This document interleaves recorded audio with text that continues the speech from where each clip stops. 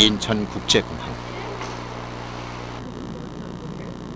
이른 아침부터 만남과 헤어짐이 교차하는 가운데 유독 조용하게 도착하는 사람들이 있었다.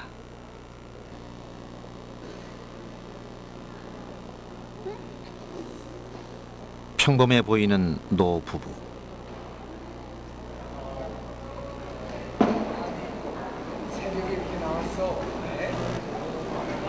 마중하는 이의 태도가 정중하고 깍듯한 것으로 보아 분명 특별한 사람인 듯한데. Well, let me see. We had our breakfast on the plane, as you know. Okay, I didn't. So well, let's go anyway. You know, to relax there. That's okay. That's fine. Yeah. So we can ask. 노 부부가 누구이길래 이렇게 마음 깊은 영접을 받는 것일까?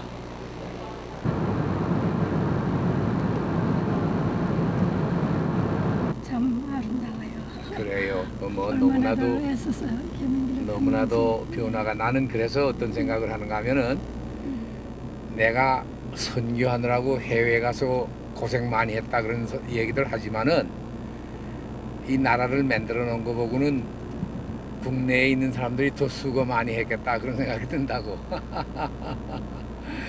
When I left, 내가 이제 여길 떠났을 때는 전쟁 파괴된 그 상태에서 그냥 떠났으니까 교회 파괴된 게 아직도 이렇게 회복이 되기 전이거든. 그랬었는데 너무나도 참 나라를 잘 만들어 놨어요. 일반인에게 잘 알려지지 않은 노 부부는 우리나라 해방 후 첫 선교사인 최찬영과 그의 아내 김광명 사모다. 한국인으로서 외국에서 사역했던 최찬영 선교사와 그의 아내 김광명 사모의 나그네로 살아온 인생을 통해 전쟁의 폐허 위에 피어난 선교 한국의 꿈을 되돌아보고자 한다.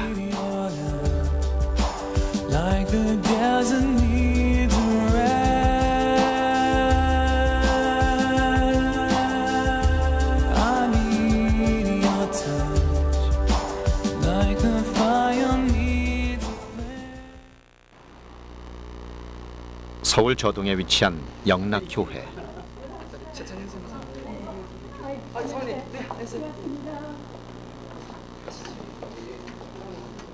오늘의 행사는 해방 후 선교사 파송 50주년을 기념하고 한국에서 열리게 될 앵코이프어 준비 모임이다.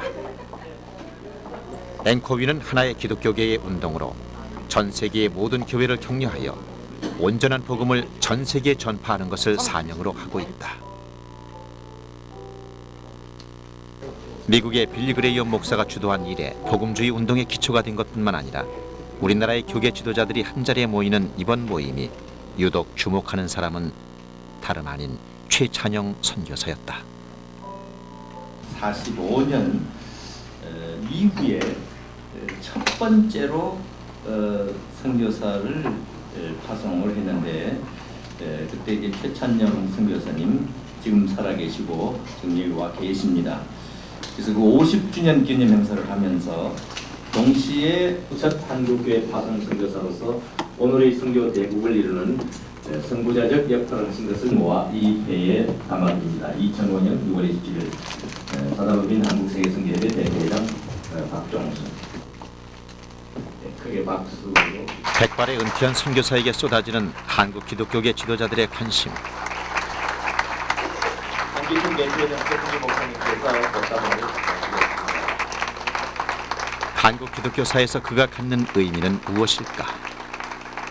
1955년 최찬영 선교사님이 파송받은 것은 한국교회 선교의 열매가 맺어져서 열매를 세계 만방에 나눠주는 그 시발점이라고 생각합니다.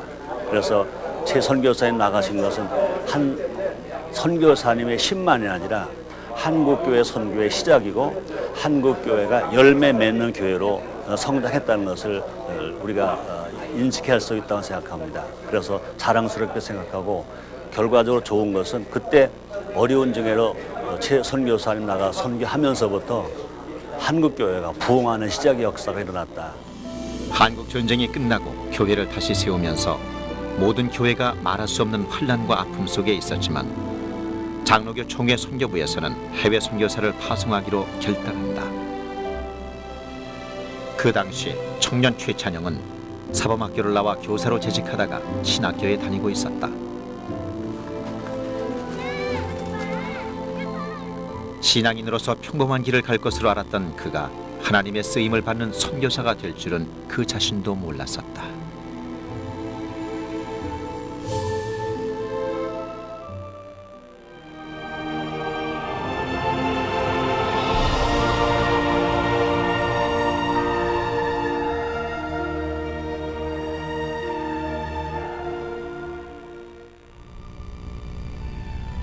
우리나라에서 파송이란 말이 처음 쓰여진 것은 1907년 장로회 동로회가 이기풍 목사를 제주도에 파송했다. 이기풍 목사는 평양신학교 제1회 졸업생으로 한국인 최초의 목사가 되었으며 훗날 신사참배를 거부하다 순교했다. 그런가 하면 이보다 앞선 1902년 하와이 농업 이민이 시작되던 해 인천 내리 감리교회가 홍승아 전도사를 함께 파송했다는 기록이 있다.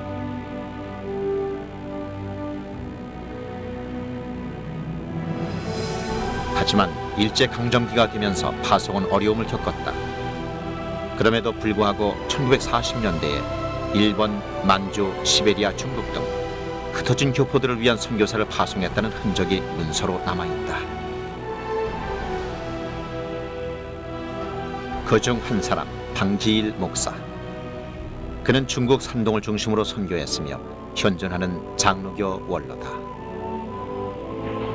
하지만 그에 앞서 방지일 목사의 부친 방효원 목사가 산동에서 선교를 했다.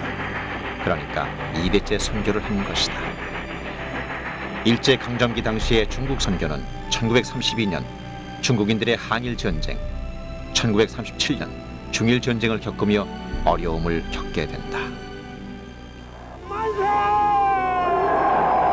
1945년 조선은 해방을 맞이했다. 조선 사람이라면 누구나 기뻐했겠지만 그리스도인들의 기쁨은 남달랐다. 믿음의 자유를 얻은 것이다.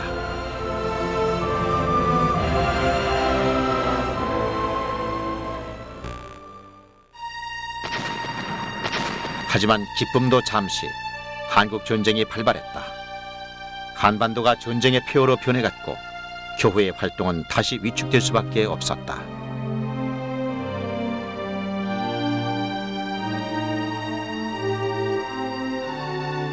교회를 다시 세워야 했고 전쟁으로 인한 고아와 가난한 사람들을 구제하는 것이 급선무였다.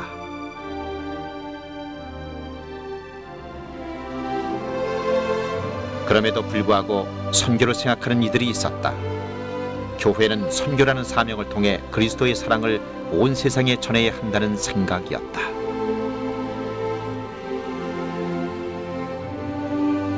그런 의미에서 해방 후 한국 선교의 첫 열매가 된 최찬영 선교사는 그리스도의 복음을 위해 드려진 사람이었다. 그는 의과대학을 졸업한 재원 김광명과 결혼한다.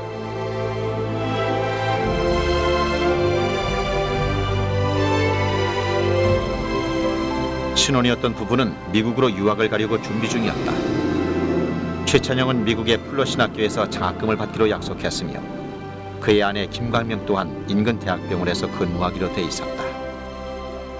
당시 미국으로 유학을 간다는 것은 누구도 부러워할 일로서 부부는 꿈에 부풀어 있었다.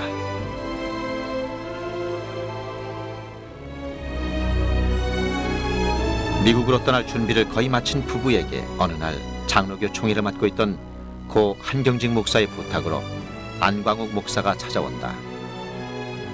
그리고 제안을 한다. 장로교 총회에서 해외로 선교사를 파송하는데 의견을 모았고 내일 저녁 선발 과정을 갖게 되는데 응하지 않겠느냐는 제안이었다. 그날 밤 부부는 뜬 눈으로 밤을 새울 수밖에 없었다. 어찌 안 그렇겠는가? 부부에게 그 당시 미국은 천국에 비유할 수 있는 곳이었다. 누구나 부러워하는 곳에서 공부하고 미래가 보장돼 있었다. 그러나 소명은 미지의 땅이며 불모의 땅이었다.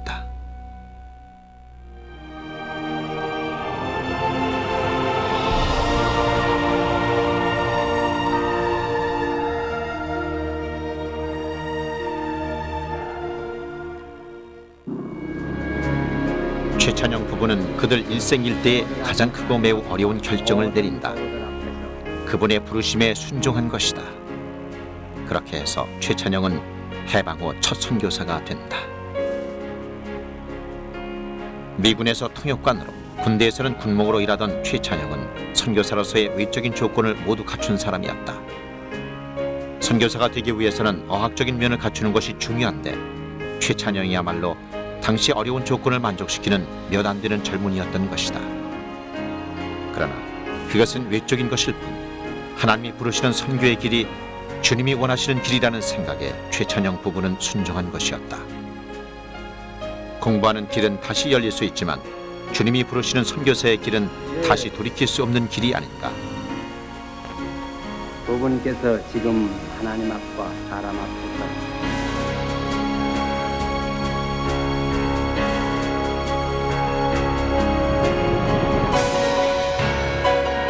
Korean War, I should have been killed many times.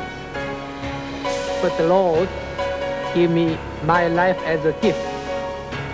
Now I want to give it completely to Him. 1955년 최찬영 부부는 영락교회에서 파송 예배를 드린 후 첫 선교지인 태국으로 떠났다. 내 선교의 출발이 태국이었고 우리는 아이들 하나 없이 태국에 갔는데 우리 애들이 다 거기서 낳고 이제 15년 동안을 거기서 일하면서 아주 처음에 갈 때는 우리 자신도 국제사회에 나가서 이렇게 일하는 데 대한 준비, 마음의 준비도 없고 국가 자체가 준비가 없고 교회는 뭐 숫자가 좀 괜찮았다 하지만은 역시 가난한 속에 있었고 그래 모든 것이 출발할 때는 보잘것없고 아무 존재도 못 느끼는 그런 이제 출발을 했는데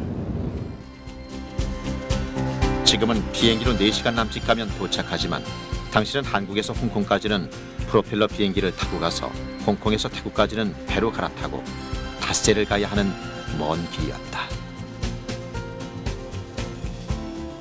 도착할 당시 임신 6개월이었던 김광명 사모는 태국에 간 첫 해에 장남을 낳았고 해가 갈수록 식구가 늘어갔으며 사역 또한 왕성해져 갔다.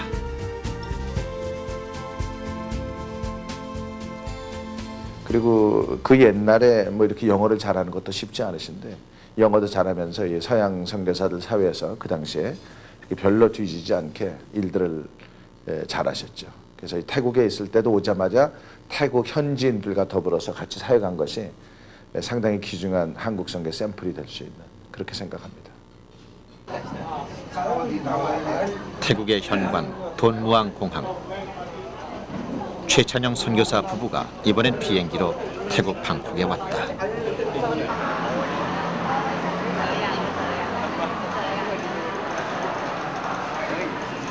맞이하러 나온 일행 가운데는 현지에서 사업을 하고 있는 이종혁 장로가 있다. 그는 최찬영 선교사가 사역할 당시 처음으로 주례를 서서 인연이 깊은 사람이다. 그런가 하면 또 한 명의 깊은 인연이 있다. 그들은 세계적인 선교단체 OMF에서 활동하고 있는 김영규 선교사와 아내 김영희 사모. 최찬영 선교사의 자서전을 읽고 선교사의 길로 들어선 후배이기 때문에 유독 정이 깊다. 반가워하는 이들. 오랜만에 만남이기도 하지만 그들은 초기의 난관을 함께 겪었기 때문이기도 하다.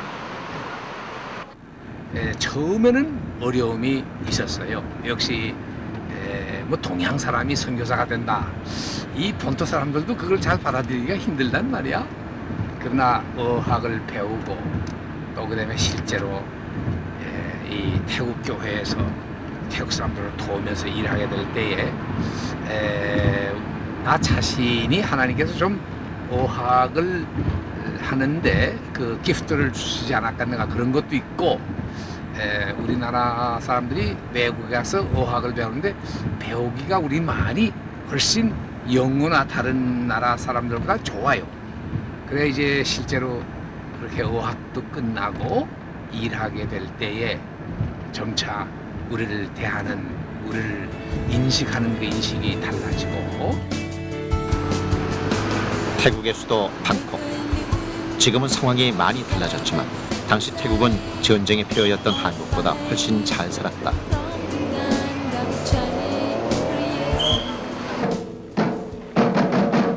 때문에 서구 선진국이 그렇지 못한 비서구 빈국에 복음 전하는 것을 선교라고 생각하던 그때에는 한국에서 태국으로 복음을 전하는 것이 이치에 어긋나 보일 수도 있었다. 하지만 이것은 지극히 성경적이다. 선교 초기 기독교가 이렇게 퍼져갔기 때문이다. 로마의 속국이었던 이스라엘이 포로가 되어 로마로 들어갔고 로마 전역에 이스라엘 사람들이 퍼져간 것이 바로 선교의 기틀이 되었던 것이다.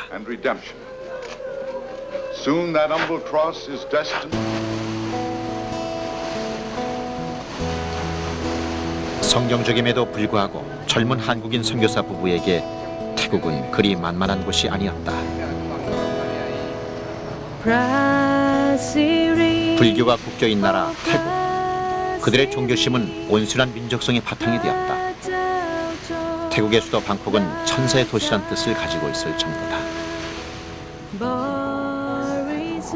방콕뿐 아니라 태국 사람들은 천사라고 말할 정도로 착하게 인식되는 것은 그들의 종교심에 기인한다. 태국의 불교는 인도로 전해 내려온 대승불교의 하나로 국가의 평안과 온 세상의 평화를 갈구한다. 자연이 이 생의 삶을 운명으로 받아들이고 다음 생을 기약하며 살아가는 것이 몸에 밴 민족이다. 수능을 잘하는 바로 이 점이 복음 전파를 저해하는 요소가 됐다.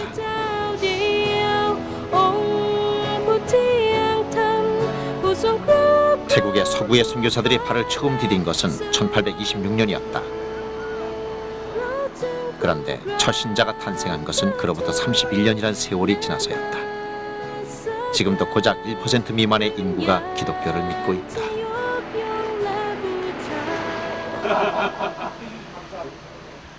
최찬영 선교사가 도착했다는 소식에 태국에서 활동하는 각 교단의 대표 선교사들이 한자리에 모였다. 그러나 이 자리는 선교사 선후배의 만남이란 표현이 훨씬 적합하다. 태국의 선교사들은 운영면에 있어 매우 짜임새 있고 체계를 잘 갖추고 있다. 따라서 사모들의 교분 또한 두터울 수밖에 없다.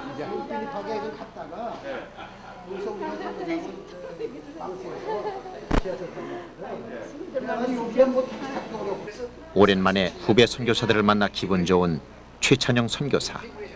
그는 어느새 자신이 태국에 처음 왔을 때를 회상하고 있다.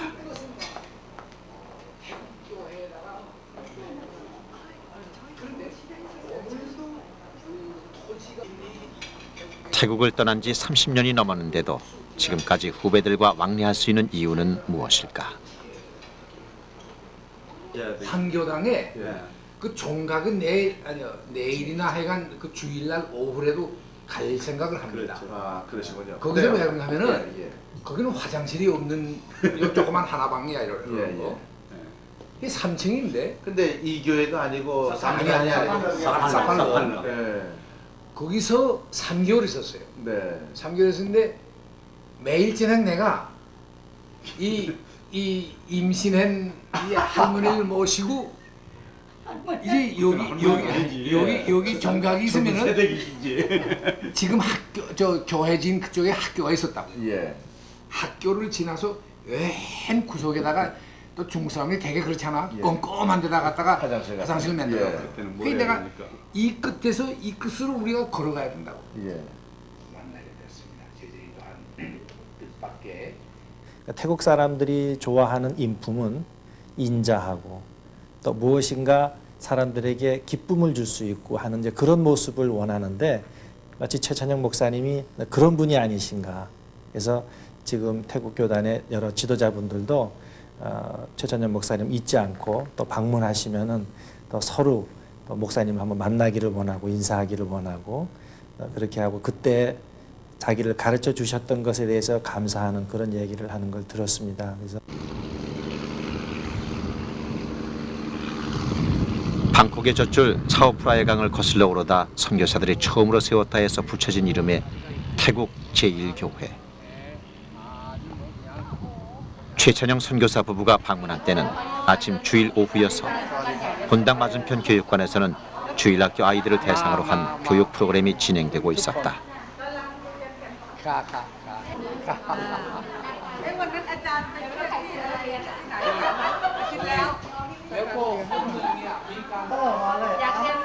솜씨 좋은 태국인들의 작품을 감상할 즈음이었다.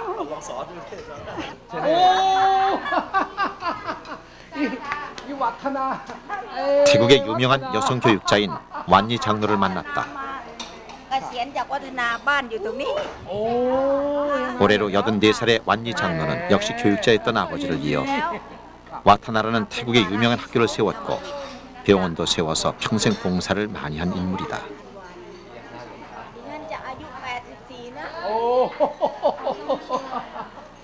최찬영 선교사와 완니 장로는 최 선교사가 태국에서 선교할 당시 함께 동역하기도 했으니까 반세기가 넘는 역사를 가진 친구인 셈이다.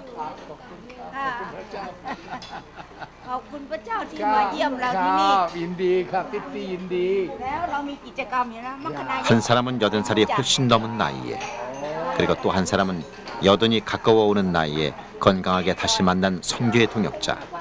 그래서 더욱 기쁘다. 와타나에서 아주 지금은 개축되었지만 1860년에 처음 세워진 태국 제1교회. 완니 장로는 미국에서 유학하고 막 귀국한 당시 태국 사회를 주도적으로 이끌어가는 신여성이었다. 그리고 함께 일했던 사람들 가운데 최찬영 선교사도 있었다. 선교 초기부터 최찬영 선교사는 한 곳에 머물러 있지 않았다. 그는 방콕 중심부를 벗어나 태국의 방방곡곡 오지를 찾아다니며 적극적인 선교를 펼쳤다. 그리고 이것은 복음이 뿌리내리기 척박한 곳에서 하나 둘씩 결실로 나타나기 시작했는데, 최찬영 선교사는 태국에서 선교사 활동을 시작하면서 새로운 개념을 배운다. 그것은 바로 동역자라는 개념이다. 한국 교회의 입장에서는 선교사로 보낸 거지만은 여기 태국에 있는 교회의 입장에서는 선교사로 받은 게 아니고 동역자로 받았거든요. 그래서 이제 미셔너리라고 그러지 않고 프라타나 워카라고 그러죠. 그러니까 선교에 상당히 어드밴스된 개념의 선교를 한국 교회가 시작을 했죠. 잘 모르는 상태에서 그렇게 와가지고 이제 태국에 오셔서 태국 교회 동역자로서. 그러니까 내가 선교사니까 현지인은 내 말을 들어 하는 그런 것이 아니라 태국의 현지에 들어가셔서 현지인 속에서 그라스루트와 더불어서 동역자의 개념을 가지고 무슨 나는 선교사 너는 나한테 배워야 되는 그런 개념이 아니고 초창기 이분들을 섬기면서 그런 일들을 했죠. 최 선교사 부부가 낯익은 거리에 들어섰다. 방콕시 사미안에 위치한 태국 제2교회. 선교사들이 세운 두 번째 교회라 하여 이름 붙여진 이 교회는 최찬영 선교사가 3년 동안 심우하던 곳이다.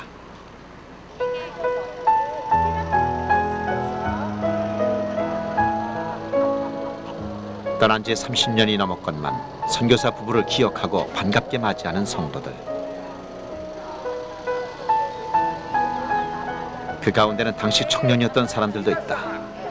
최찬영 선교사가 이곳에 처음 섰던 당시의 나이보다 더 많은, 지금은 중년의 나이로 교회 중진이 된 지라싹 장로, 그리고 역시 청년이었던 안우신 노회장. 그들은 어느덧 30년이란 세월을 훌쩍 뛰어넘어 동심의 세계에 빠져든다. 최찬영 선교사의 아내 김광명 사모 역시 지인과 회우하며 감격에 빠져 있을 때 올해 92살의 주나타 프라타파젠 장로가 등장했다.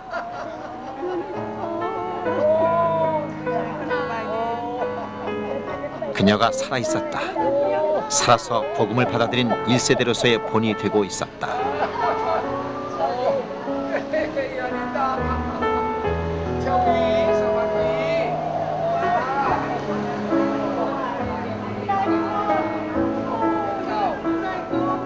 태국 제2교회는 최찬영 선교사에게는 남다른 곳이다. 담임 목사로 재직한 3년이 그의 선교 평생의 유일하기 때문이다. 그가 심우하던 당시 이 교회는 태국에서 가장 컸었다. 얼마나 많이 변했을까. 30년 전에 담임하던 목사를 맞이하는 교회는 하나도 달라지지 않았다. 교인들의 영혼을 위해 중보하고 축복을 빌었던 최찬영 선교사 부부. 태국 제2교회가 그렇게 믿음을 변치 않고 있는 것 같아 흡족하다. สำหรับวันคืนแห่งชีวิตที่พระองค์ทรงประทานให้กับเราทั้งหลายได้มีโอกาสนมัสการพระองค์มีโอกาสที่จะอยู่ใกล้ชิดกับพระองค์และมีโอกาสที่จะใช้ชีวิต 교회에서는 최찬영 선교사에게 오랜만에 설교를 부탁했다. 조심스럽게 단상에 오르는 최찬영 선교사. 떠난 지 너무 오래된 터라 태국 현지어로의 설교가 가능할지 조심스러운데. เจ้ามีความปิติยินดีที่มีโอกาสมาเข้ามานมัสการพระเจ้า 최찬영 선교사는 목회자로서 짧은 3년이란 기간을 보내면서 교인들과 함께 호흡하고 그들과 함께 신앙 안에서 성장하기 위해 노력했다. 그런 것이 바탕이 되어 함께한 시간보다 떨어져 있던 세월이 훨씬 길어도 기억하는 이유일 것이다.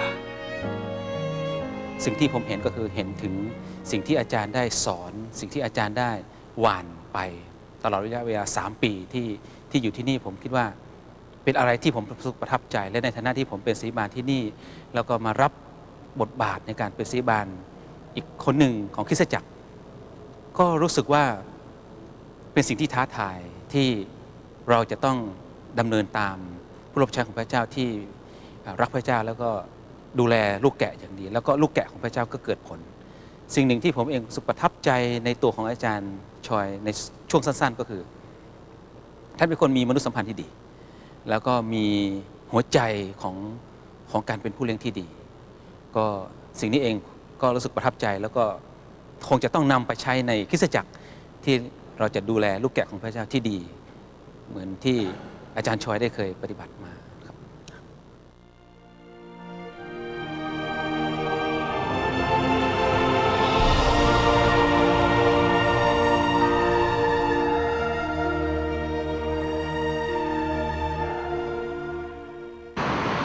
방콕에 위치한 태국 성서공회. 성서공회는 성경을 자국의 말로 번역하고 나라 전역에 성경을 들고 가서 나눠주는 사역을 하는데 최찬영 선교사는 이곳에서 성경이 선교에 있어 얼마나 중요한지 더욱 크게 깨닫게 된다.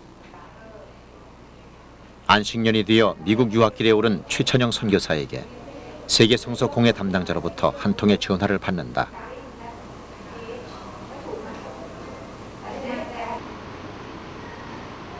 태국 담당자를 찾고 있는데 함께 사역해보지 않겠냐는 제안이었다.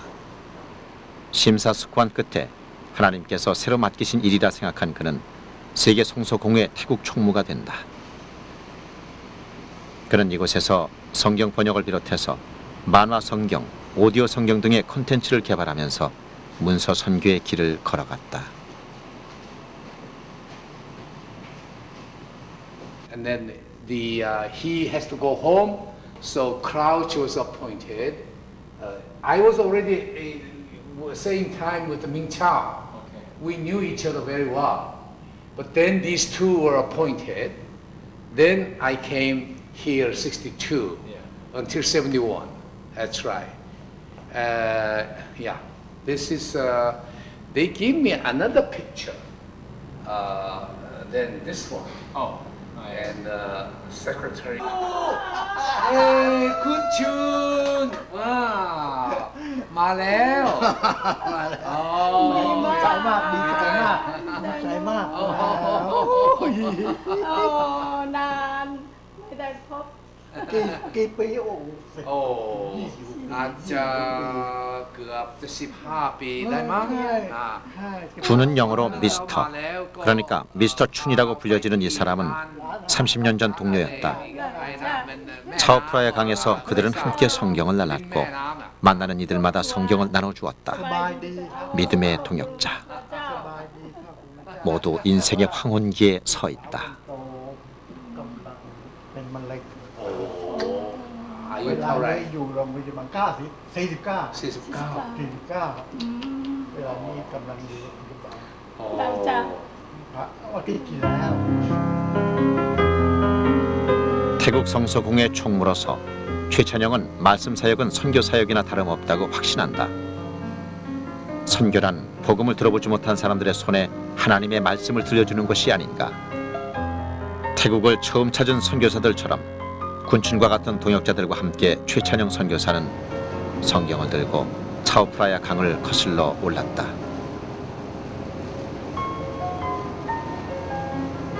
(1962년) 태국 성서공회에 부임할 당시 약 40만 부의 쪽복음이 전도용으로 사용되고 있었는데 약 9년간 태국 총무일을 맡고 있는 동안 성경 250만 권을 반포하는 정도로 활성화시켰다. 뿐만 아니라 성서공회에서 문서 사역을 하면서 최찬영 선교사는 만화 성경, 오디오 성경 등 다양한 종류의 성경을 만들어냈다. 계층과 연령대에 맞는 성경책을 만들어낸 것이다.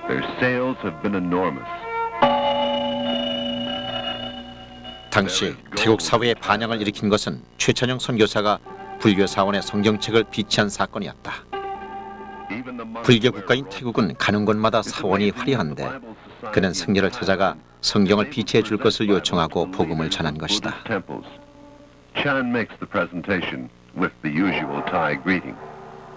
불교 국가 태국. 아침 저녁마다 향을 피우는 그들이 사원에서 하나님의 말씀을 읽어가기 시작한 것이다. 그렇게 복음은 생각지도 않은 전혀 새로운 방법으로 전파되고 있었다. There is gold in Thailand, even the finest gold.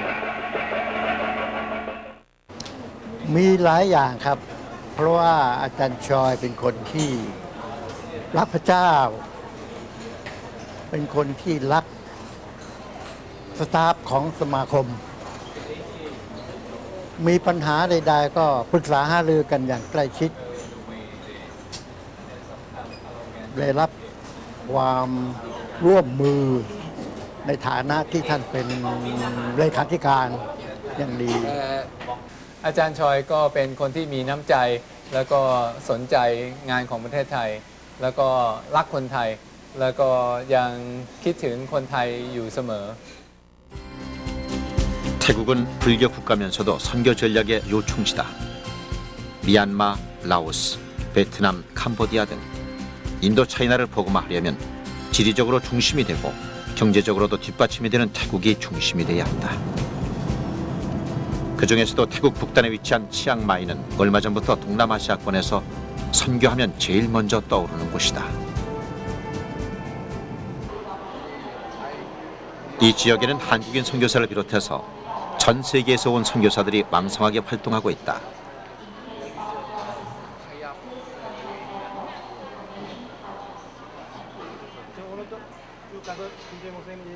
최찬영 선교사의 뇌리에는 소수민족에게 복음을 전하던 때가 필름처럼 스쳐간다. 조금 늦게 갔는지 몰라. 7시 조금. 그때가 생각나 산속 오지마을을 돌아보기로 했다.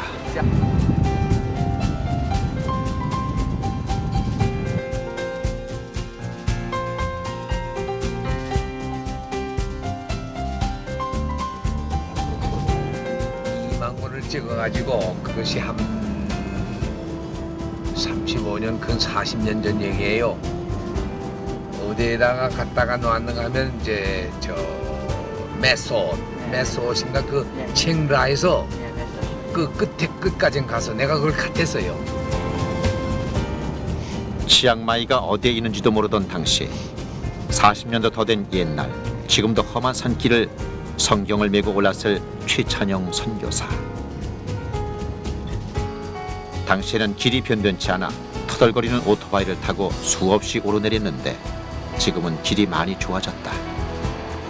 그러나 목가적인 풍경만은 그대로인 듯. 워낙 고산지대인 터라 이 마을 내에서는 여전히 코끼리가 운송수단을 담당하고 있었다.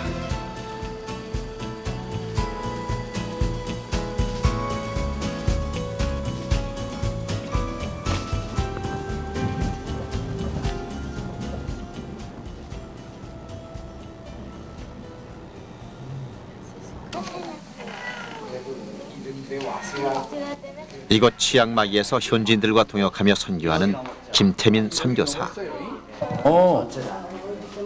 예. 아, 여기에 이제 저 여기처럼 높은 데가 저기 하나 보이는구만이. 거기도 마을이 있습니다. 아, 그래요. 그다음에 여기는 지금 산간 오지에 작은 마을들이 한 10가정, 20가정, 30가정인데 그런 데는 학교가 없습니다. 그래서 그 아이들이 공부를 하고 싶어도 공부할 수 있는 그런 여건이 안 되기 때문에 저희가 이 마을에 교회를 개척하면서 이 마을의 어떤 공동의 이익이 무엇일까, 유익을 줄 수 있는 게 뭘까, 라고 우리가 이제 기도하면서 서로가 이제 마을 대표들하고 또 학교 대표 얘기하는 과정 속에서 그 열악한 가운데 아이들을 데려다가 공부시킬 수 있는 그런 기숙사를 한번 해달라라는 그런 우리가 요청을 받았고요. 또 저희도 그것이 참 좋겠다. 후배 김태민 선교사의 사례는 치앙마이에서도 선교의 성공적인 모범이 되고 있다. 일방적으로 주는 선교가 아니라 지역 주민의 필요를 그들에게 먼저 듣고 자금 또한 교회와 정부 그리고 주민들이 함께 부담하고 있다는 점에서 앞선 선교의 장을 열어가고 있다. 제일 필요한 게 사랑이라고 봅니다. 근데 그 사랑이라는 게 추상적인 사랑이 아니라 나와 다른 사람들을 이해하려고 하고 그들의 위치로 한번 내려가 보려고 하고 그들이 무슨 생각을 하는지 또 그들이 어떤 신앙을 가지고 있는지 어떻게 그들에게 복음을 잘 전해야 하는지 그런 어떤 그 사람들을 이해하려고 하는 그런 사랑, 마치 그 예수님이 성육신 하셨듯이 그렇게 노력하는 그런 사랑이 가장 필요하다고 생각합니다. 그래서 모든 것을 틀렸다라고 보는 것이 아니고 다르다, 나와 다르다. 그래서 어떻게 다른지를 잘 이해하고 그래서 그 다른 관점에서 어떻게 잘 복음을 전할 수 있을지, 사랑할 수 있을지 그게 가장 중요하다고 생각합니다.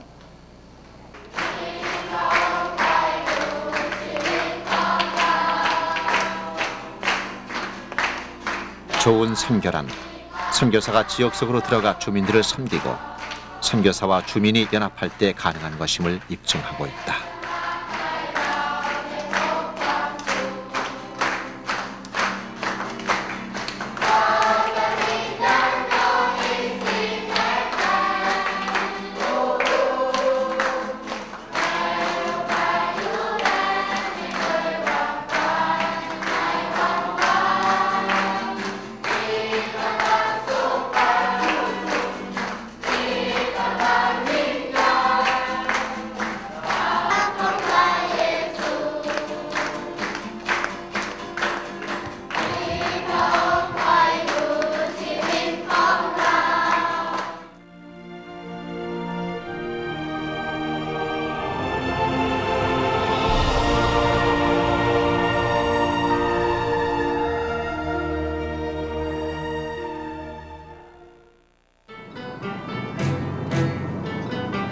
최찬영 선교사가 태국을 떠나 중국으로 향한다.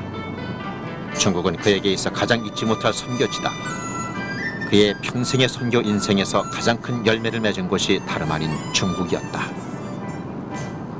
13억 인구를 가진 거대한 나라 중국. 오랫동안 죽의 장막으로 기독교를 핍박했던 선교의 불모지.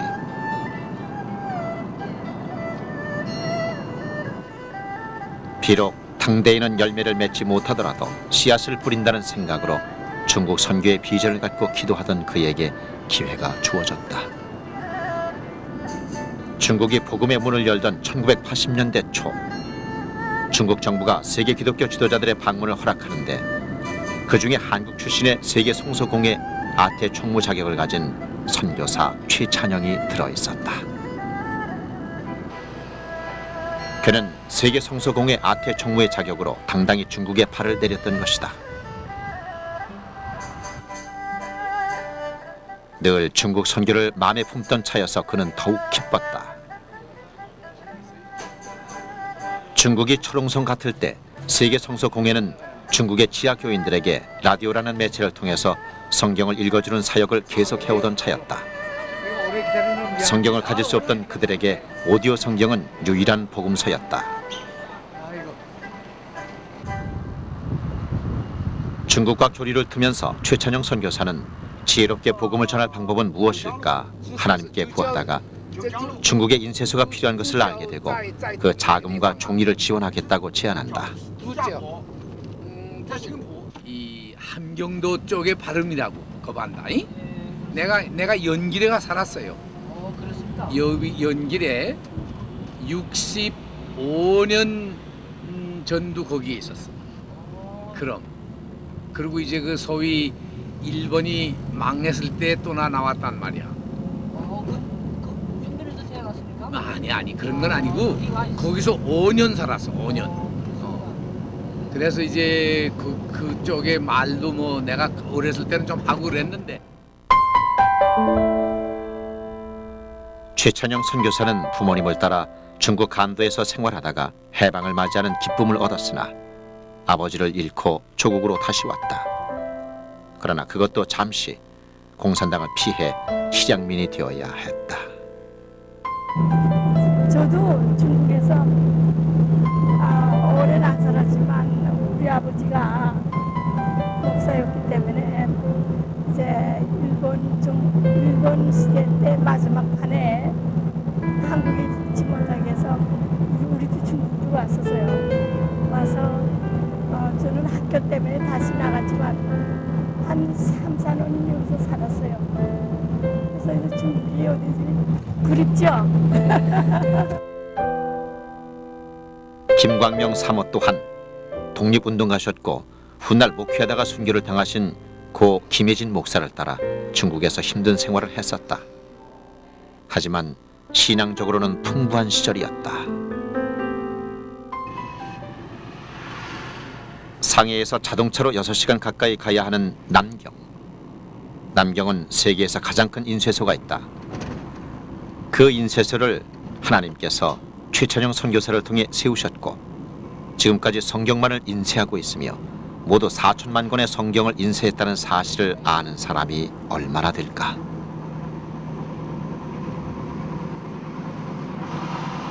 공산주의가 본격화되면서 중국은 일체의 종교를 거부했다.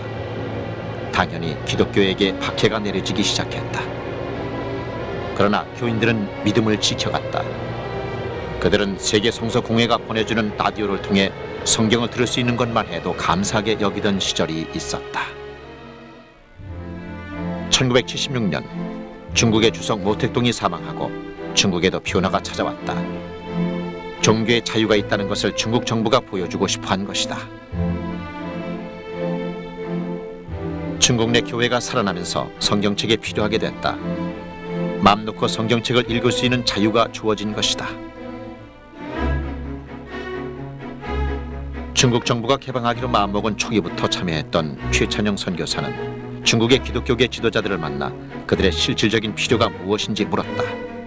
그들은 성경을 제일로 꼽았다. 최찬영 선교사는 세계 성서공회 아태 총무로서 중국이 필요로 하는 요소를 충족시켜주면서 그들에게 인정을 받아갔다. 최찬영 선교사는 이 사건을 통해서 귀한 교훈을 얻는다. 하나님께서 엮어주시는 사람들과의 관계를 잘 맺는 것 또한 복음을 전할 때 매우 중요하다는 교훈이었다. 중국 남경 성경 인쇄 공장. 지금도 세계적으로 손색이 없는 인쇄소인데 20년 전 세워질 당시에는 규모와 위험이 얼마나 대단했을지 가늠케 한다. 인쇄되는 성경의 종류 또한 여러 가지다. 주석 성경, 어른이 읽는 성경, 어린이가 읽는 그림이 있는 성경. 이곳에서 인쇄되는 성경 한 권 한 권이 중국 13억 인구를 복음화하는 전령사가 되고 있다. 또한 사회주의 국가였던 중국에서 인쇄되는 성경이 서구 여러 나라로 간다는 사실은 더욱 은혜로운 일이다.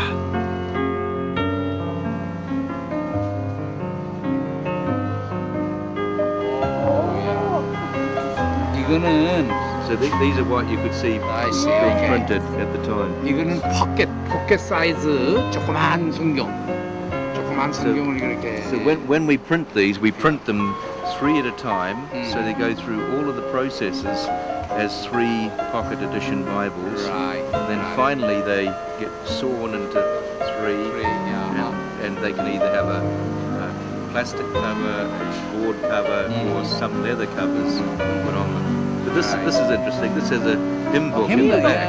It's a Bible and hymn book together in the back, and they're bound together. Like that. See, I guess they learned from Korea. Oh, okay. Yeah, Koreans now, They're all almost like that. all of them are. Well, I've had the pleasure of meeting Chan Choi on a number of occasions, and I think the thing that stands out in my mind is I always remember his comments when he was being interviewed once, and he said, you know, how about the idea of a big printing press? And he followed on to say it was just like it was just God that gave this thought and he spoke these words, and I think it always impressed me, and that really is the situation here.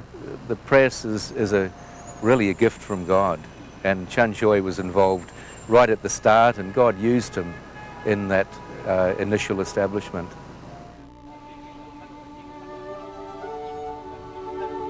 (1950년대) 부부는 선교사의 역할이 무엇인지도 잘 모른 채 한국을 떠나왔다.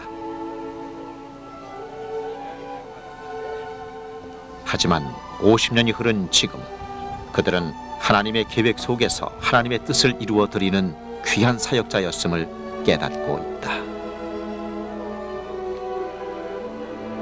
더불어 그들은 복음의 대상자들과 얼마만큼 신뢰를 쌓아가는가가 너무도 중요함을 느끼고 있다.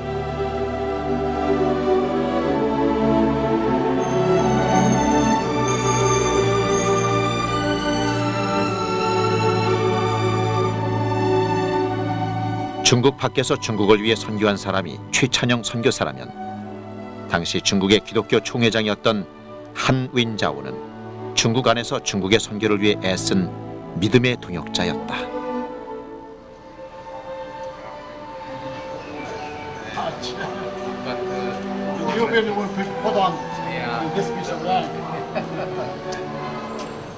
All right, let's walk towards that way. Oh my, it's a new town or new city. Yeah, right. Oh, that's any place in the world that would consider as a very modern, you know, the town. Yeah. Also, around the lake is beautiful. Yeah, right. Oh my. I only saw last time the old town. The single, you know, road. But this time. 하나님이 주신 각자의 위치에서 복음에 힘썼던 두 사람이 세월이 훨씬 지나 이제 믿음의 동역자가 되었다. Well, I said, you are a very good friend, good Christian, practice Christian principle, and also a founder of the Amity Print Company, and still a supporter of the Amity Foundation's program now. So, well, I'm so glad that I could have a friend like you.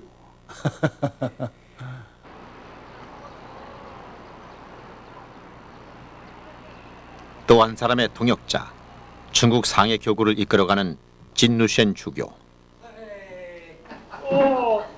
Good afternoon. Good afternoon. So long time I did well, this. yeah. Long time. More It than is. 10 years. Yes, about 10 years. That's Oh, right. yeah. Well, I miss you. Yeah, you look fine. I was last year very sick. You said so. I was almost dead. Sit down. Yes. Sit down. Well. Sit down.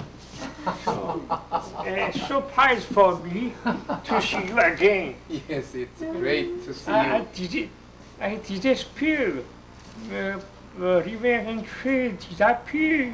No. It doesn't come to see me. Yes, well, you know. We are so good friends. Yeah, well, I didn't come very often. Very often, still no, come. Yeah, still come. You didn't come to see me. This year, is the 50th anniversary since my church in Korea sent us as a missionary to Thailand. To Thailand. Thailand. 최찬영 선교사가 세계 성서공회 아태 총무로 있을 때 진누셴 주교가 성경책이 중국에서 모자란다며 요청해 왔다. 비록 개신교와 가톨릭으로 서로 다르다지만 예수의 이름 앞에서 최찬영 선교사는 열심히 도왔다. 두 사람 모두 복음에 열린 마음이었기에 가능했던 교류였다.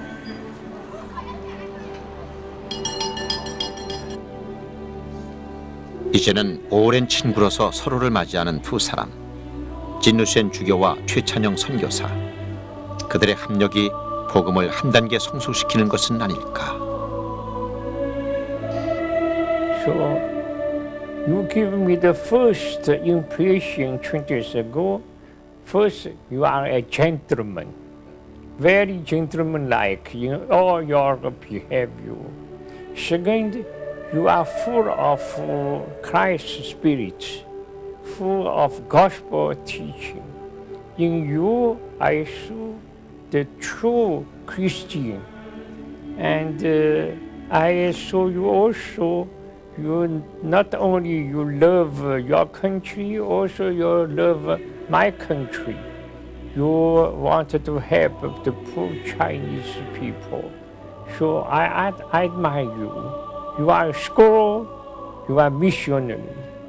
So I hope you that our Lord bless you and keep you always in good health. Ad multos anos. 구순이 넘은 진누셴 주교와의 만남. 언제 다시 재회할지 모르는 두 사람의 포옹이 뜨겁다.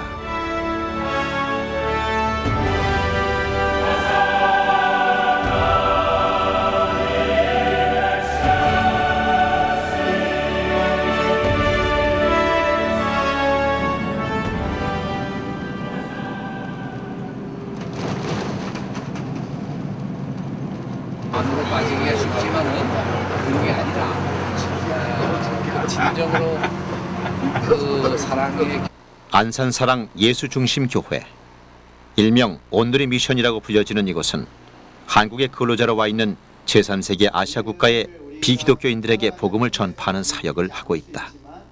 보이지 않는 곳에 50만 명이라는 사람이 있는데 저희는 이 50만 명이라는 외국인들을 단지 그냥 일하러 와서 그래서 저희가 하기 힘든 3D 업종에서 일하는 사람으로 보지 않고 하나님께서 준비하시고 저희한테 보내주신, 맡겨주신 하나님의 사람들로 바라봅니다.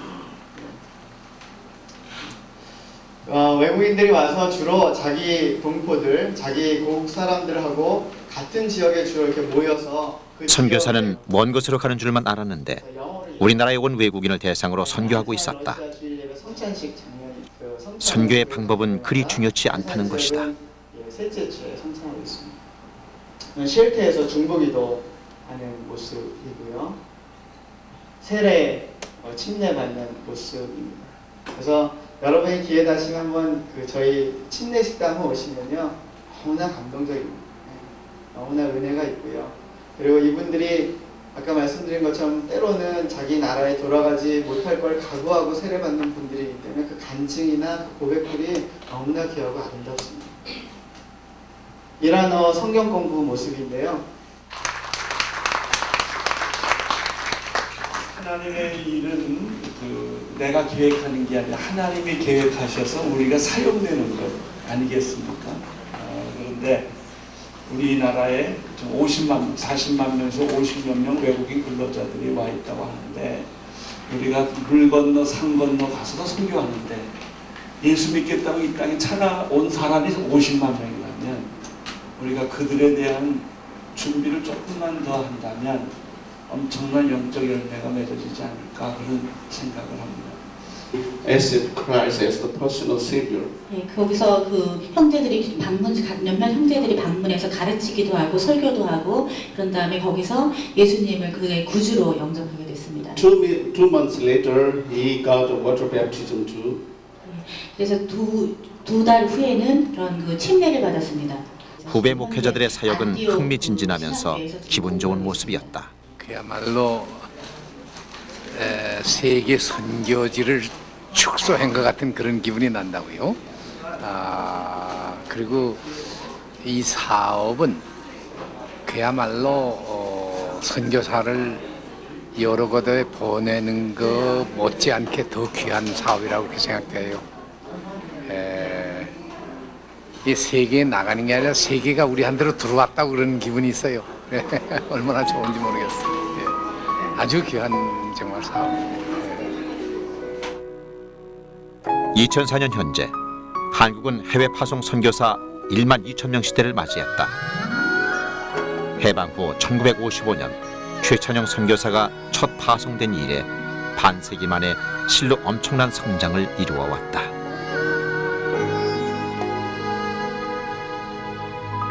이제는 아무것도 모르고 부르심에 순종하는 마음으로 떠나는 시대가 아니다.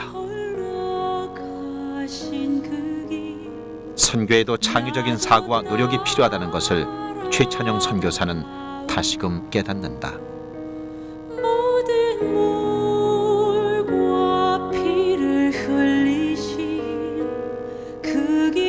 부르심에 순종하며 뛰었던 첫걸음, 하나님께서 주신 길, 그 길은 때로 험난했지만 그 안엔 섬김이 있었고 연합이 있었으며 소망이 있었다. 사랑으로 섬길 때 모든 열방이 주를 보게 되리라는 믿음으로 나아가는 사람들, 그들이 있는 곳에 늘 천국의 문이 열려 있다.